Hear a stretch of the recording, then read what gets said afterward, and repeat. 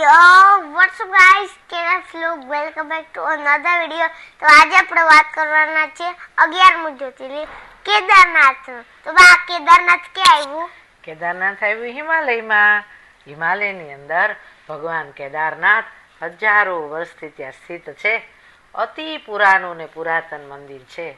કહેવાય છે કે ભગવાન વિષ્ણુ નર અને નારાયણનું રૂપ લઈ અને આ પૃથ્વી પર આવ્યા અને તેને ભગવાન શિવનું આરાધન કરવાનું મન થયું અને તેમને નર નારાયણનું રૂપ લીધું અને આ નર નારાયણે હજારો વર્ષ ત્યાં તપશ્ચર્યા કરી અને એના તપથી ભગવાન ખુશ થયા અને ત્યાં ભગવાન શિવજી કેદાર સ્વરૂપે પ્રગટ થયા અને તે એટલે કેદારનાથ.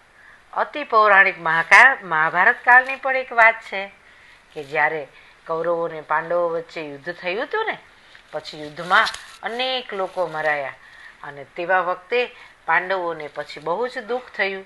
એ મહાભારતના યુદ્ધમાં પાંડવો વિજય બન્યા, પણ એ વિજયની પાછળ અનેક લોકો યુદ્ધમાં મરાયા ને, એટલે તેને એનું દુઃખ હતું કે અમારા હાથે અનેક લોકો મરાયા ગયા, તો મોટું પાપ થયું છે, તો આ પાપનું પ્રાયશ્ચિત અમારે કરવું છે.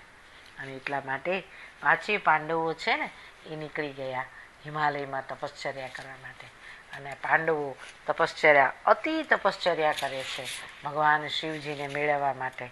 અને પછી ભગવાન શિવજી એની કસોટી કરવા માટે આવે છે.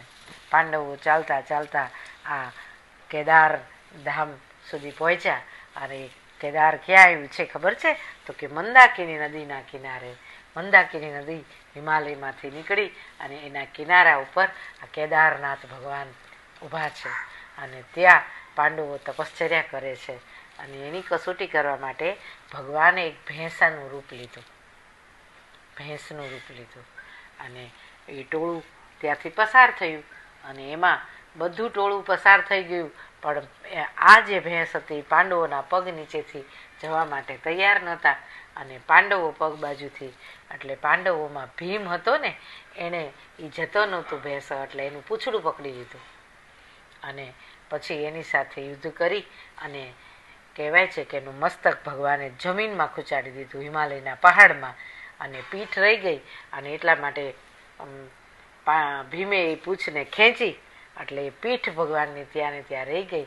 એ પીઠ બળના સ્વરૂપે ભગવાન કેદારનાથ એક સ્વયંભૂ ત્યાં પ્રગટ થયા અને તે જ એટલે કેદારનાથ ભગવાન.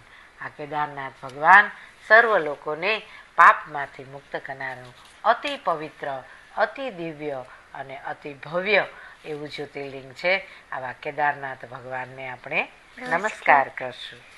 તો ગાઈસ, આ વિડિયો થોડી નાની હતી, પણ આપણે જૈનનું 11મું જ્યોતિર્લિંગ કેદારનાથ બા, અને આ કેદારનાથ આવ્યું છે હિમાલયમાં. તો આપણે મળીએ નેક્સ્ટ વિડીયોમાં. ત્યાં સુધી bye. Like share and subscribe my channel. Subscribe करना मत भूलना और लाइक करना जरूर मत भूलना. बाय.